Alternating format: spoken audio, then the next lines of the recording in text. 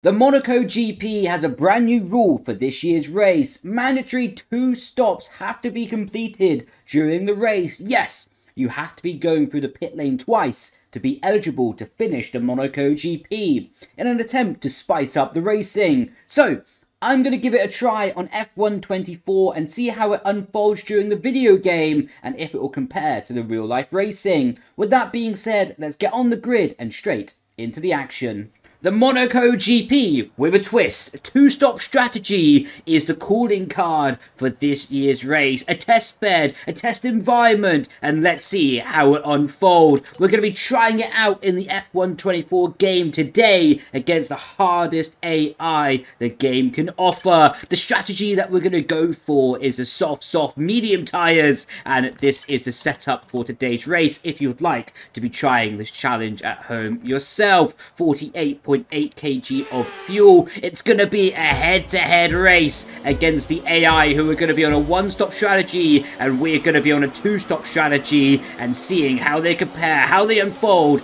and how they sort of head up against each other during a race. Oh, that was a bit tight. We have to make hay while the sun shines. Collision with Bottas, that's fair. We did drive into a wall, but we want to see how it could be faring against each other. And while we're on these fresh softs and they're on their basically cold hard tires, we need to be making up our positions ASAP across the grid. See, Norris is down in P10. That would be a disaster for him if he's all the way down there in qualifying for the real race. We actually almost lost the position trying to go around the outside of Norris there to Lance Stroll. Cars side by side, Alonso and Piastri fighting over 7th place just up the road. And now we're going to be looking to the outside of Lando Norris into chicane, down to 3rd gear. Leave plenty of room on the inside, and Lando Norris is actually hanging around the outside. There's a crash. Oh my word. Safety car, Whoa. safety car. Reduce speed immediately and keep a positive delta. Whoa.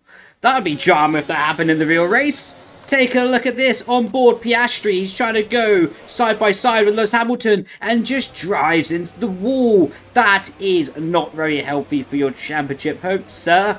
That is, well, fingers crossed that doesn't happen in the real GP, because that would be very, very unfortunate for Piastri indeed. But a VSC has been called, and this does bring up an interesting sort of strategy option for us to get one of our pit stops out the way, and I think we're going to do that. We're going to be boxing now, and we're going to be putting on another set of soft compound tyres. So following the initial strategy that we're going to be doing, how was that too early? Anyway, following the initial strategy that we were going to be doing and just trying to take advantage of this opportunity.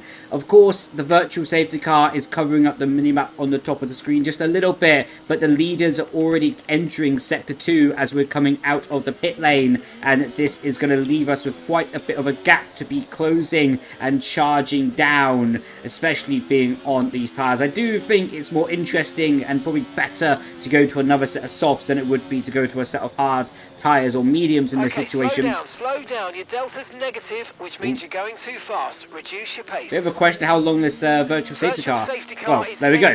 Maintain your pace until we get the green flag. It answered my question for me. Wait for the greens. I'm really nervous with these VSCs on this game because for the coding of it, it seems like you can go flat out on the straights, but then it penalizes you a lot in your cornering speed, and it's just so easy to get a penalty. It's not by like average lap time. Really, it doesn't feel like it anyway, in the sense that in real life, of course, you can't go flat out down the straights with a VSC on. A lot of understeer, probably cold tyres. Yeah, slightly cold tyres. You can't go flat out, but in the game you can on the straights, and then it just penalises you that lap time in the corner instead. So now a lot of understeer in the car, and 7.1 seconds the cars ahead. Look at that flurry of fastest laps being headed up by Sergio Perez as well. So we've got 7 seconds to Perez, who's actually the provisional fastest lap holder. I say provisional because if we don't get it on a fresh set of softs at the start of the race while they're on hard compound tyres, it's not going to be looking very good for us, in all honesty. So we do very much need to set the fastest lap on this race, trying to also settle into the grip. Purple sector 1, and we have gone all the way into the apartment blocks. We went so wide on that corner. Oh, that's our first tracking validation. Not ideal. George Russell, fastest lap of the race. Let's see what we can do. George did a 12.3 if my memory serves me correctly. We do a 10.2. So that does make sense with our soft compound tyres and us having a lot more grip. We're closer to 3 seconds of the cars ahead. Lando is quite close to the back of this train as well, so it's possible he has damage from that whole Oscar situation. Kind of nuts that only a VSC got called for a car without a tyre on the first lap of a race. There we go. We're pretty much already on the back of Sergio Perez. Nice and consistent lap times as well.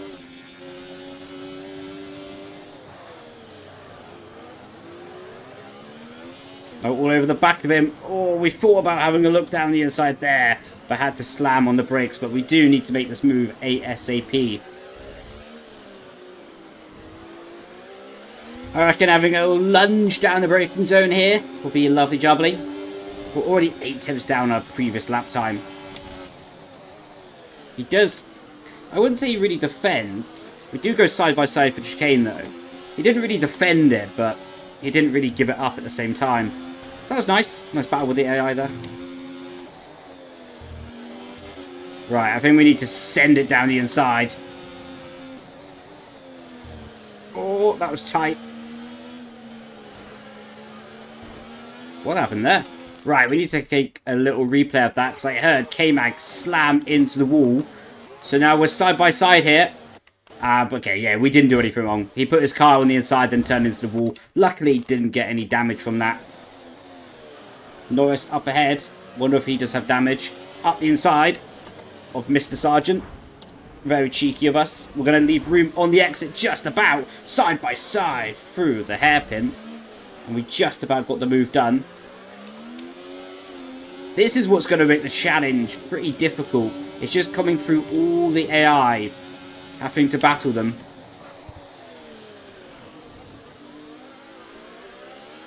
Because the laps that we have clear air, we're probably mostly always going to be faster than the AI with our fresh tyres.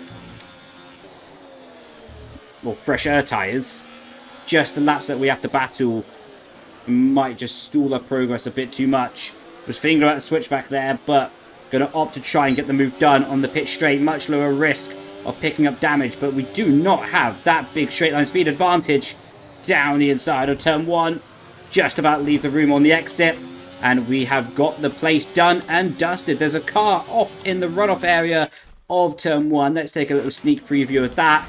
It is going to be a Williams, I think, and it is going to be Mr. Logan Sargent. Straight into the wall, double front lock up. Doesn't seem like he picked up any damage. Oh, he did pick up damage. Unlucky son. Let's see if that'll bring out a safety car or not. In the meantime, with Mr. Apex, we're basically in the casino.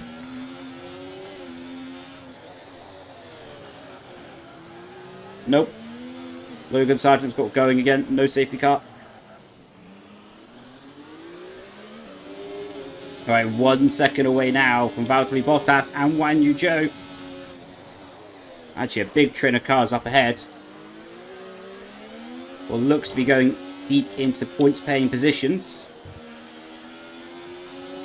Our soft tyres are starting to fade away a little bit.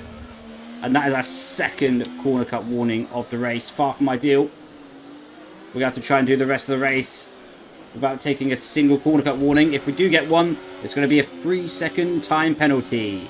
That will be less than optimal.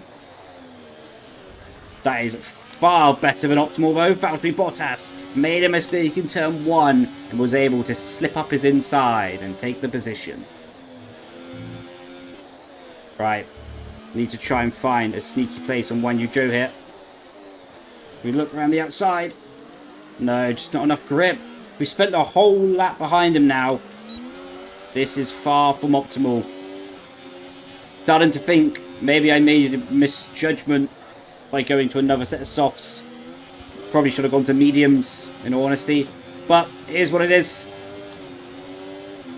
So we are going to be changing our strategy this lap. We're going to be getting off these destroyed soft tyres. We hit the wall, well, not a little bit, quite a lot there. Getting off these soft compound tyres, getting onto a set of hards and undercutting our way up the field. We need a better pit stop this time. It was good. It still felt like I pressed it in the normal place. Is what it is, though. Clearly I made a mistake. So now we are back underway on our hard compound tyres. And I feel like with these sets of tyres, we can undercut our way very, very, very strongly up the field. In hindsight, I reckon I should have gone to the medium tyres and not gone for another set of softs. But in all honesty, I didn't know how they were going to perform. Keep the car in the pit exit line. Lovely jubbly. Got 10 seconds the cars ahead to push into. And with this, we should be looking to gain a lot of lap time on the AI. Especially once these tyres are warmed up. Because at the moment, they're going to suffer a bit of just not gripping, ideally, as they're suffering from a lack of tyre temp. Already taken a second out of Perez. Right, first lap on the hards completed. Almost 2 seconds, if not 3 seconds gained to Perez. We're already matching the lap times that we were doing on the softs. Right, 6.1 seconds to Perez now. There's a big gap ahead of these cars, so Lando Norris is heading up this mini train, as you can see by the mini map. So I suspect he does have damage from that whole lap 1 situation with Piastri DNFing. Right, across the line, we do a purple final sector on our first push lap with the hard compound tyres. They are still coming up to a good operating temperature window, so that is very, very positive for us. And we weren't really deploying that much battery on that lap either. As you can see, we're starting to get a glimpse of the Perez car with, was that K-Mag? And also Lando Norris heading up that mini train. There we go. We have caught up to Sergio Perez and almost doing the fastest lap of the race while in the process. Right, we have caught up to Sergio Perez. We need to probably send it up the inside of the hairpin. Avoid the back of K-Mag. Perez is coming back at us on the exit though. Side by side. Through the next corner. Able to hang it around the outside and get the position. Now looking to try and get past Kevin Magnussen in Raskas. Looking to use the extra grip to go around the outside. And now we have done that very cleanly. Position locked and loaded, and now we're looking to capitalize on Lando Norris. We won't probably get down the inside of turn 1, but a strong braking zone, a strong traction will put us on the back of him, and I reckon we go up the inside of Casino Square. We get the space. Logan Sargent is out the race. Very critical to get the position. Okay, no safety car will be called. If there is one, it'll be very late, but we're able to get the position on Lando Norris anyway. So we are not at risk of losing the opportunity or losing the position if a safety car is out. Only 8 seconds behind Guan Yu Zhou now. If I remember correctly, was even struggling to overtake him earlier. Just shows the power of taking fresh tyres at Monaco. There's Mr. Sargent out of the car. Out of the race, I should say. Right, we're probably not a million miles away from the AI starting to make their pit stops. The one and only pit stop, that is. So I don't think we're a million miles away from undercutting closer to the race lead or into the race lead. Well, we are catching up to this little train of cars now. Or obvious statement, I know, just lose minimal time while overtaking them. So maybe, just maybe, with a good traction, we can get up the inside of Valtteri Bottas into the back.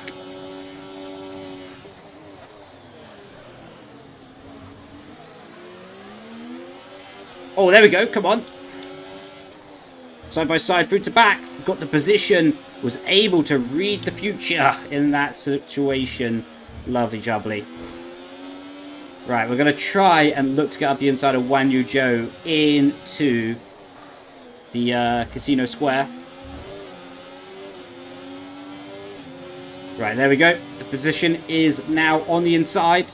Just have to keep the car tidy to the wall. Big snap of oversteer. We almost didn't keep it tidy to the wall there. We touched the inside curbing, and that spun the rear tyres up and almost flicked us into the barrier, but was able to keep it composed. Looking maybe around the outside of the Alpine. Nah, just not able to get enough ground momentum on the outside line. Now looking to a switchback, getting better traction possibly. Nah, not quite, didn't nail it. Using battery through the tunnel. I think we can get up the inside here. He does cover it a little bit, but nothing stopping us with the fresher tyres. We leave the space on the inside as he just tried to go around the outside of us in the chicane, but nothing doing for him there. And we are really rinsing our way through the field right now. Next up, Carlos Sainz, teammate in the Ferrari.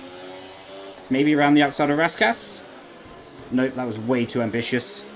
Some cars did hit the inside wall though. I think it was Stroll as he's going very slowly up ahead, using the battery down the pit straight. I smell an opportunity here down the inside of two cars with my teammate and with Daniel Ricciardo into turn one. That opportunity did become reality. Down the gears.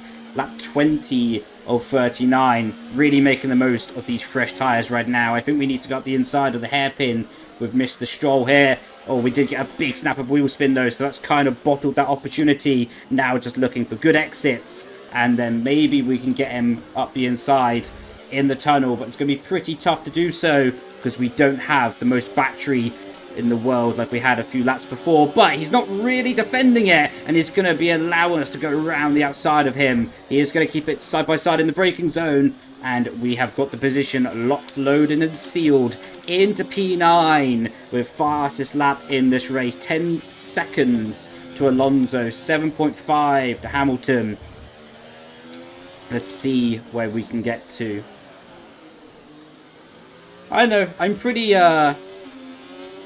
interested to see how this race will play out with this new rule addition.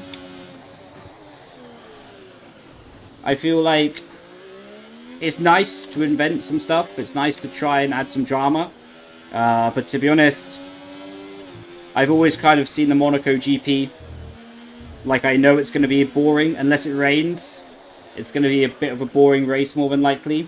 And the race is not really generating excitement by overtaking. It's generating excitement by the unknown. The unknown of a safety car. The unknown of a crash. Everyone on the limit, you know. I feel like the Saturdays are, of course, more exciting than the Sundays generally at Monaco. But I think that's part of the catch. I think that's part of the show. I don't think every race needs to be exciting by having loads of overtakes or loads of action in that way. So yeah, I think it could be interesting how it works, how it feels for the drivers as well. But yeah, I do expect a real standout performance by someone. I don't know, I just feel like a midfield team, kind of like Alex Albon. I think Alex Albon will do something special this weekend. Maybe not in terms of... Why has my wheel just changed my camera angle by itself? Okay. Anyway, back to my point. I don't know in terms of position, because of course the Williams, I don't know how it's going to perform at Monaco, but Alex Albon has been exceptional this weekend. Speaking of strategies though, people are starting to make their first pit stops here in Monaco, and that is provisional race leader or previous race leader George Russell in the pit lane, and we've undercutted him into the race. I didn't ask, silly engineer, we didn't ask, but we have undercutted our way ahead of the provisional race leader, Mr. George Russell.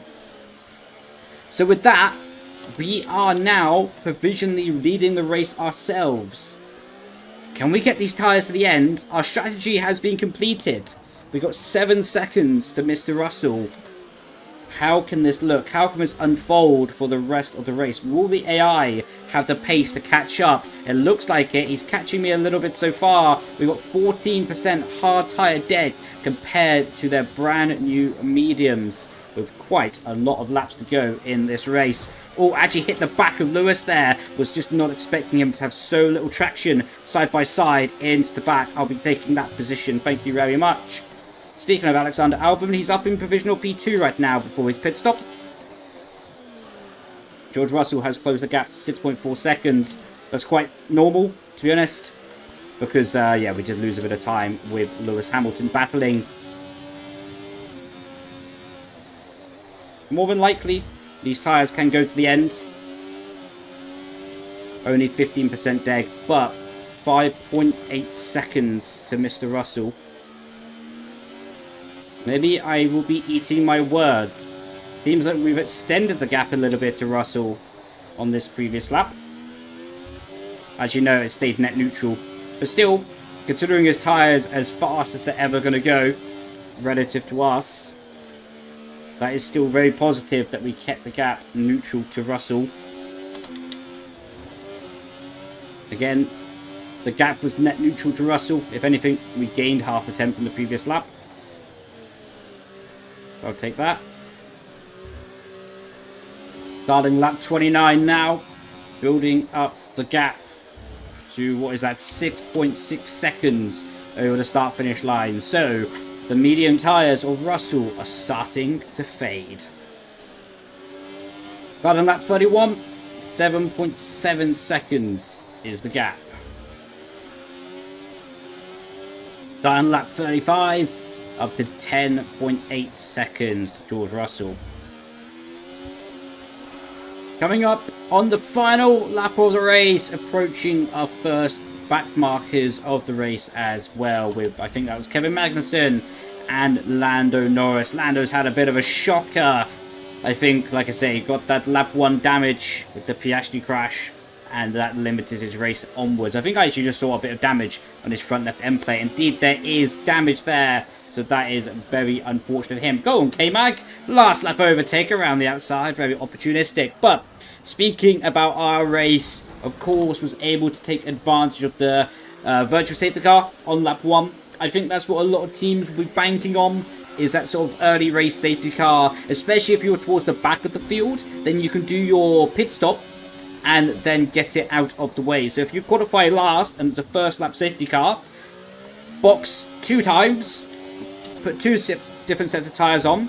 Technically, you've done your rule book, you've done your mandatory pit stops, and then you can go to the finish from there. Probably won't win you the race because of how the track and the field spreads out, but there's a lot of opportunity to do different things, to gain different advantages during this Monaco GP with this brand new rule set. How do you think it's going to play out? How do you think the race is going to be? And, yeah. Checkered flag.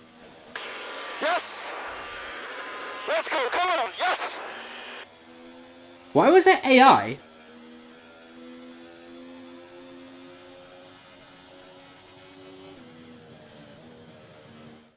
And it's Monaco go for Charles Leclerc as he takes the checkered flag and wins.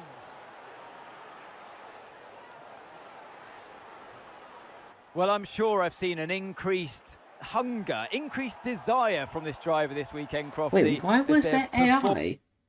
So, I don't know what happened with that AI voice, but we was able to win the race. As you can see, 2 stops completed, started P20, and we did a 10.2 as well for the fastest lap of the race, finishing 16 seconds ahead of Mr. Russell, Verstappen, Ocon, Albon, Hulkenberg, Alonso, Yuki Tsunoda, Lewis Hamilton, and Daniel Ricciardo rounding out the top 10. But, as I was saying, what do you think is going to be happening with this strategy this weekend? And do you think the race could be chaos? I'd love a bit of rain, not gonna lie. Monaco and rain go together like peas and carrots.